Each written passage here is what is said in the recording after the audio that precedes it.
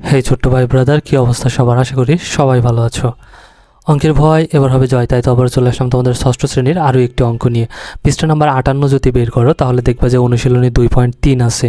ওকে, so এই অধ্যায়ের তোমরা যদি 58 পেজে চলে আসো, লাস্টে দেখবা সৃজনশীল প্রশ্ন আর সংক্ষিপ্ত প্রশ্ন। তো সৃজনশীল পর্যন্ত আমরা আগের ক্লাসগুলোতে শেষ করে ফেলেছি, আজকে আমরা সংক্ষিপ্ত প্রশ্নগুলো দেখব। ঠিক আছে, এই অধ্যায়ের শেষ আর কি এখানে। সো এখানে দেখো আমাদের বলছে সংক্ষিপ্ত প্রশ্নের উত্তর দাও। সো 1 নম্বরে কি বলছে, তন্নি বুসরার বয়সের অনুপাত 3:1, অর্থাৎ তন্নি আর বুসরা দুইজন লোক, ঠিক আছে, অর্থাৎ দুটা মেয়ে, তাদের বয়সের অনুপাত কত দিয়েছে? 3:1, মানে তন্নির 3 আর বুসরার কত? 1। এখানে বলছে তন্নির বয়স 9 বছর হলে বুসরার বয়স নির্ণয় করো। ঠিক আছে, সো দেখো এই অঙ্কগুলো কিন্তু আমরা আগের অধ্যায়ে করে আসছিলাম। ঠিক আছে, সেই অঙ্কগুলো এখানে এসে আবার দিয়ে দিছে সংক্ষিপ্ত আকারে, কোনো সমস্যা নাই, আমরা আবার করি। তাহলে এখানে দেখো আমরা দেয়া আছে লিখতে পারি বা সরাসরি লিখতে পারি যে তন্নি ও বুসরার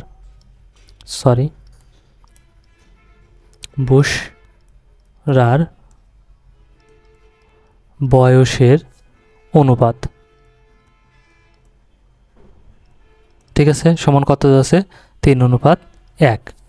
এখানে আবার তন্নির বয়স দেওয়া আছে। ঠিক আছে, তাহলে তন্নির বয়স কত দেওয়া আছে? 9 বছর। ঠিক আছে, তাহলে এখানে বুসরার বয়স তন্নির বয়সের কত গুণ সেটা যদি আমরা দেখি তাহলে দেখো তো এখানে আমরা পেয়ে যাব। ঠিক আছে, এখানে খেয়াল করো, বুসরার বয়স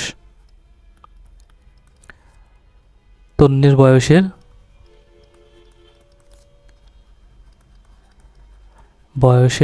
কত গুণ হবে?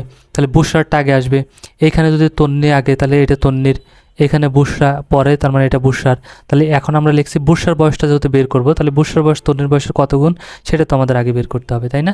কারণ এখানে দেখো কার বয়সটা বের করতে বলছে? বুসরার বয়সই বের করতে বলছে। ঠিক আছে, তাহলে যার বের করতে বলে তার বয়স তন্নির বয়সের কত গুণ বা অপরজনের বয়সের কত গুণ সেটাকে বের করে নেব।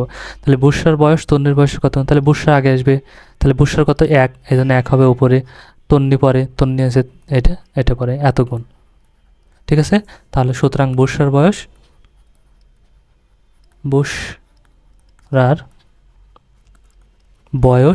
কত? এই যে 9 বছর না, এত এর এত গুণ, তাহলে এত এর এত, 9 এর মানে এর বয়সের তন্নির বয়সের যদি এত গুণ হয় তাহলে এত এর এত 1/3 এত গুণ। ঠিক আছে, বছর।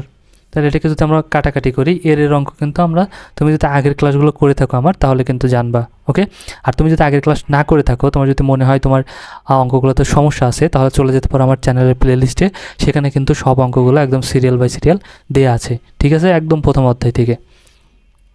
তাহলে দেখো এখানে কাটবো 3 3, 3 3 9, কারণ এই 9টা কোথায় আছে? উপরে, কারণ সব পূর্ণ সংখ্যার নিচে মনে মনে কত থাকে? 1 থাকে, তাহলে 1 নিচে আছে, 9 কোথায়? উপরে, তাহলে উপর নিচে কাটতে হয়। ঠিক আছে, আচ্ছা, তাহলে নিচে আমাদের কিছুই বাঁচলো না, উপরে বাঁচলো কত? 3 আর 1, তার মানে 3 3 এত বছর। তার মানে বুসরার বয়স বের করতে বলছিল কত বছর? তাহলে আমরা পেলাম বুসরার বয়স 3 বছর। এই যে বুসরার বয়স বলছিল, বুসরার বয়স কত নির্ণয় করো, তাহলে বুসরার বয়স আমরা নির্ণয় করে ফেললাম 3 বছর। ওকে, আচ্ছা, 2 নম্বরটা আমাদের কি বলছে দেখো, এখানে বলছে দুইটি সংখ্যার যোগফল 630, এদের অনুপাত 10:11 হলে সংখ্যা দুটি নির্ণয় করো। সো এটাও কিন্তু আমরা বের করে ফেলতে পারি। এখানে দেখো আমরা দেওয়া আছে লিখতে পারি বা এমনিও লিখতে পারি যে দুইটি সংখ্যার যোগফল, দুইটি সংখ্যার যোগফল কত দেওয়া আছে? 630। ঠিক আছে, এদের অনুপাত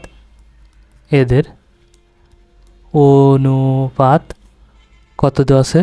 10:11। এখন দুইটা সংখ্যার যোগফল দেওয়া আছে আর বলছে এদের অনুপাত, তার মানে এটা প্রথম সংখ্যা, এটা দ্বিতীয় সংখ্যা। ঠিক আছে, প্রথমটা প্রথম হয়েছে, দ্বিতীয়টা দ্বিতীয় হয়েছে। এখন সংখ্যা দুটি নির্ণয় করো। যখন আমাদের দুইটা সংখ্যাই নির্ণয় করতে বলবে, এইখানে দেখো এটা আমি আগেও শিখাইছি তোমাদেরকে, তবে যারা আগের ক্লাসগুলো দেখো নাই তারা এখানে খেয়াল করো। এইখানে দেখো আমরা অনুপাতের কিন্তু যোগ করিনি, এখানে গুণ বের করছি, তাই না? এইখানে অনুপাতের যোগ করব কেন? কারণ এখানে দুইটা সংখ্যার মধ্যে আমাদের একটা সংখ্যাও দেওয়া নাই, দুইটা সংখ্যার যোগফল দেওয়া আছে। ঠিক আছে। আর এইখানে দেখো দুইজনের মধ্যে, যেমন তন্নি আর বর্ষার মধ্যে একজনেরটা দেওয়া ছিল আর একজনেরটা বের করতে হবে। যখন আমাদের একজনের দেওয়া থাকবে আর একজনেরটা বের করতে হবে, তখন আমাদের অনুপাতগুলোর যোগ করার দরকার নাই। মানে কখন অনুপাতের যোগ করবো আর কখন করব না, এই জায়গা কনফিউশন হয়ে যায় অনেকের। ঠিক আছে, অনেকেই চিন্তায় পড়ে যায় এবং ভুল করে। তোমাদের আমি একটা টেকনিক শিখিয়ে দিচ্ছি, এই টেকনিকটা মনে রাখো, দেখো তাহলে হয়ে যাবে। যখন আমাদের কি করব, অর্থাৎ দুইজনের মধ্যে যখন তুলনা করবে একজনের দেওয়া থাকবে, ঠিক আছে, তখন কি করব না, এই অনুপাত দুটোর যোগফল বের করব না। আর যখন আমাদের কি করবে, এরকম যোগফল দেওয়া থাকবে বা সমষ্টি যোগফল একই কথা দেওয়া থাকবে, ঠিক আছে, তখন আমরা কি করব, এই দেখো একজনের আলাদা করে একজনের একটাও দেওয়া নাই, মানে দুইটি সংখ্যা নির্ণয় করা, দুটো সংখ্যাই আমাদের অজানা, দুটোই আমাদের নির্ণয় করতে হবে। তখন অনুপাতগুলোর যোগফল নির্ণয় করতে হবে। অর্থাৎ যখন একটা দেওয়া থাকবে তখন আমাদের অনুপাতের যোগফল বের করার দরকার নাই। যখন আমাদের একটাও দেওয়া থাকবে না, তখন আমাদের কি করব, যোগফল নির্ণয় করব। এখন বলতে পারো এটা তো দেওয়া আছে, এটা তো দুইজনের যোগফল দেওয়া আছে, মানে দুইটা সংখ্যার যোগফল দেওয়া আছে, এই দুটোর মধ্যে একটা সংখ্যা তো বের করা নাই, তাই না? এই জন্য আমরা এখন কি করব, অনুপাতগুলোর যোগফল বের করব। তাহলে দেখো, তাহলে অনুপাতটির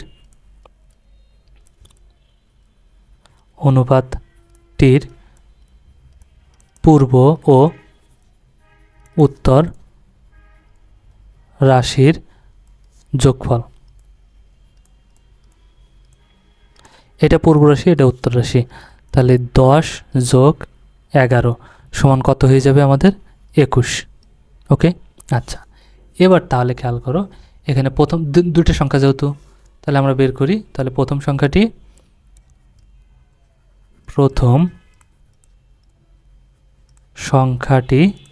কত হবে, দুটো সংখ্যার যোগফল যেহেতু এত, তাহলে এর মধ্যে আছে 630 এর, ঠিক আছে। তাহলে প্রথম সংখ্যাটি, প্রথম অনুপাত কত ছিল, 10, তাহলে এই যে 10 লিখব, আর নিচে এই যে যোগফলটা লিখব দুটো অনুপাতের, ঠিক আছে, এত। এখন কি করব, এটাকে যদি লঘিষ্ঠ করা যায় লঘিষ্ঠ করব, 21 অক্ষে 21, তাহলে 3 21 63 আর 1 0 30, তাহলে 30 আর 10 বাজছে, 30 আর 10 যদি গুণ করি কত হয়ে যাবে, 300। তাহলে হয়ে গেল, প্রথম সংখ্যাটি পেয়ে গেছি 300। এখন দ্বিতীয় সংখ্যাটি সেমভাবে আমরা এভাবে বের করতে পারি, আবার কিন্তু এমনিও বের করতে পারি। দুটো মিলে যদি 630 থাকে, একটা সংখ্যা যদি 300 হয়, অপরটা কত, অবশ্যই 330, তাই না? কিন্তু আমরা অঙ্কের নিয়মে বের করব। তাহলে দ্বিতীয় সংখ্যাটি এখন কীভাবে বের করব, সেমভাবে 630-এর এইখানে দেখো, তাহলে দ্বিতীয় সংখ্যার এখানে কত ছিল অনুপাত, এই যে 11, দ্বিতীয়টার অনুপাত 11 ছিল, তাহলে উপরে হবে 11 আর নিচে হবে কত, এই যে যোগফল, অনুপাত দুটোর যোগফল পাইছিলাম 21, এটাতে কাটলে সেমভাবে কত হয়ে যাবে, 30।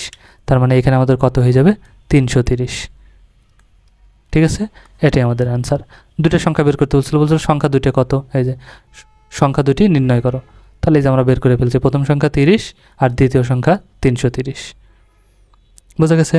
আচ্ছা, 3 নম্বরটা যদি আমরা এখানে লক্ষ্য করি, এখানে কি বলছে দেখো, এখানে বলছে পায়েসে দুধ ও চিনির অনুপাত 7:2। ওই পায়েসে চিনির পরিমাণ 4 কেজি হলে দুধের পরিমাণ কত? সো এখানে আমাদের দুধের পরিমাণটা বের করতে হবে। এখানে কিন্তু দেখো অনুপাতের যোগ করার দরকার নেই, কারণ দুইটা জিনিস আছে, দুধ আর চিনি, তার মধ্যে একটার দেওয়া আছে, চিনির পরিমাণ দেওয়া আছে, তাই না? দুটোর মধ্যে একটার দেওয়া আছে, তার মানে এই দুটার আমরা যোগ করার দরকার নাই, এটার গুণ বের করব। তাহলে এখানে আমরা লিখতে পারি দেওয়া আছে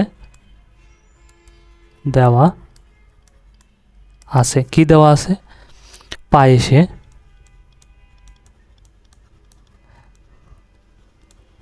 দুধ ও চিনির অনুপাত, ঠিক আছে, কত দেওয়া আছে, 7:2। চিনির পরিমাণ দেওয়া আছে আমাদের এখানে, তাই না? তাহলে আমরা এটাও লিখে নিই যে চিনির পরিমাণ 4 কেজি, ঠিক আছে। তাহলে আমাদের বের করতে বলছে কি, দুধের পরিমাণ কত, ঠিক আছে। তাহলে দুধের পরিমাণ চিনির পরিমাণের কত গুণ, অনুপাত কত গুণ, সেটাকে বের করি, ঠিক আছে। তাহলে দেখো আমরা এখানে লিখতে পারি,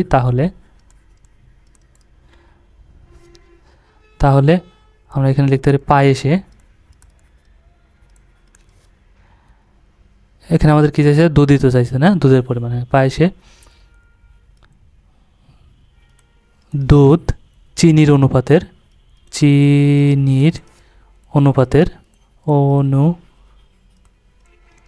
দুধ চিনির অনুপাতের কত গুণ, তাহলে দুধ আগে আসবে, মানে দুধ আগেই আছে, আগেরটাই অনুপাত, ঠিক আছে 7।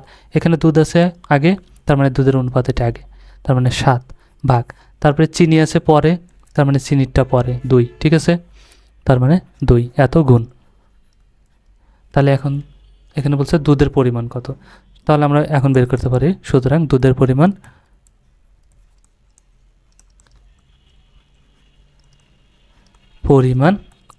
এই যে এত এর এত গুণ, যেহেতু চিনির এত গুণ, তাই না, তাহলে এত এর এত গুণ 4-এর 7/2 গুণ, সরি 4 লিখে ফেলছি কেন, 2 গুণ, তাহলে 2 দিয়ে কাটলে 1, 2, তাহলে কত হবে 7 দুগুণে 14 এত কেজি, সরি এখানে গুণ না, এখানে কেজি, ঠিক আছে। তার মানে এখানে আমাদের বলছিল কি দুধের পরিমাণ কত, তাহলে আমরা পেয়ে গেলাম দুধের পরিমাণ কত 14 কেজি। অঙ্কগুলো কিন্তু একদম ইজি, খালি জাস্ট তুমি একটু যদি লক্ষ্য করো তাহলেই বুঝতে পারবা। এখানে কি বলছে, একজন চাকরিজীবীর মাসিক আয় 15,000 টাকা, তার মাসিক ব্যয় 9,000 টাকা, তার ব্যয় আয়ের শতকরা কত, একদম ইজি কিন্তু, ঠিক আছে। তাহলে আমরা এখানে দেখো মাসিক আয়, এখানে আমরা লিখতে পারি চাকরিজীবীর, অত না লিখে সংক্ষিপ্ত লিখতে পারি যে মাসিক আয় কত টাকা, 15,000 টাকা, মাসিক ব্যয় কত টাকা, 9,000 টাকা। এখন বলছে তার ব্যয় আয়ের শতকরা কত, ব্যয় আয়ের শতকরা, ঠিক আছে। তাহলে আগে ব্যয় আয়ের অনুপাতটা বের করব, ঠিক আছে। তার ব্যয়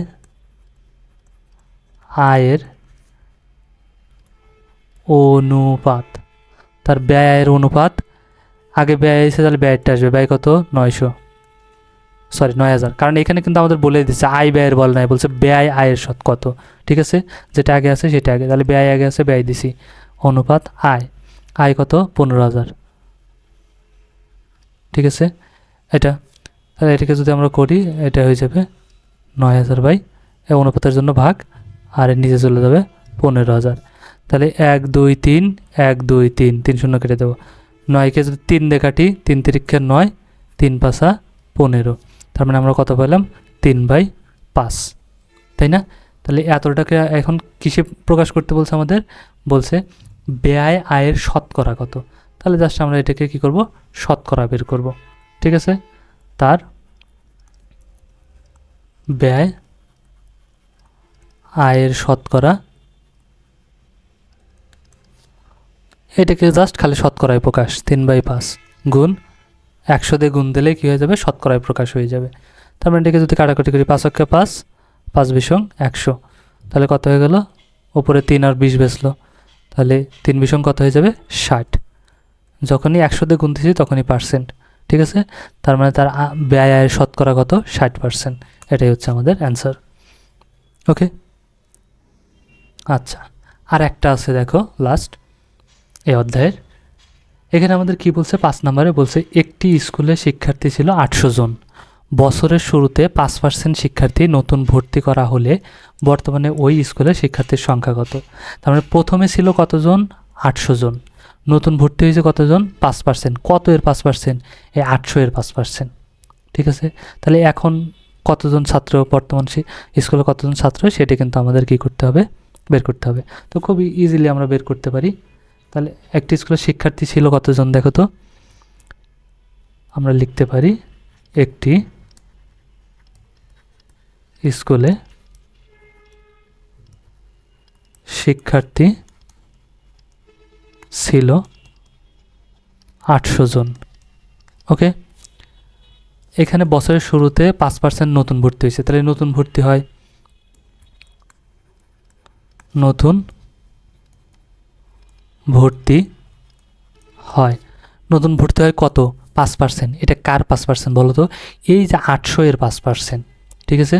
তাহলে আমরা লিখবো 800 এর 5%, তাহলে এটাকে যদি আমরা অঙ্ক করি 800 এর 5% মানে কি 5 উপরে এই পার্সেন্টের জন্যই 100 নিচে, ওকে। তাহলে এখন কাটাকাটি করলে 100 কে 100, এখানে 800, তাহলে এখন এখানে কত হয়ে যাবে 5 8 40 এতজন। তাহলে আগে ছিল 800 জন, নতুন ভর্তি হয়েছে 40 জন, তাহলে এখানে বলছে বর্তমান ওই স্কুলের শিক্ষার্থীর সংখ্যা কত, তাহলে বের করতে পারবে না। সুতরাং বর্তমান ওই স্কুলের শিক্ষার্থীর সংখ্যা কত হয়ে যাবে? আগে ছিল কয়জন? 800 জন, নতুন ভর্তি হয়েছে কয়জন? 40 জন, তাহলে মোট হয়ে গেল কত? 840 জন। এটা কি কঠিন কিছু? এটাই হচ্ছে আমাদের অ্যান্সার। ইজি না? একদম ইজি কিন্তু ছিল। ওকে, সো আশা করি বুঝতে পারছো। আজকের ক্লাসটা আমরা এখানেই শেষ করছি। ওকে, আর ভিডিওটা ভালো লাগলে অবশ্যই একটা লাইক দিয়ে দিও, আর অবশ্যই কমেন্ট করে জানিও। ওকে, আর যারা এখনও পর্যন্ত বন্ধুদের সাথে শেয়ার করোনি ভিডিওটা, অবশ্যই ভিডিওটা এখনই শেয়ার করে দাও। ওকে, দেখা হচ্ছে নেক্সট ক্লাসে। ততক্ষণ সবাই ভালো থাকো, সুস্থ থাকো। আল্লাহ হাফিজ।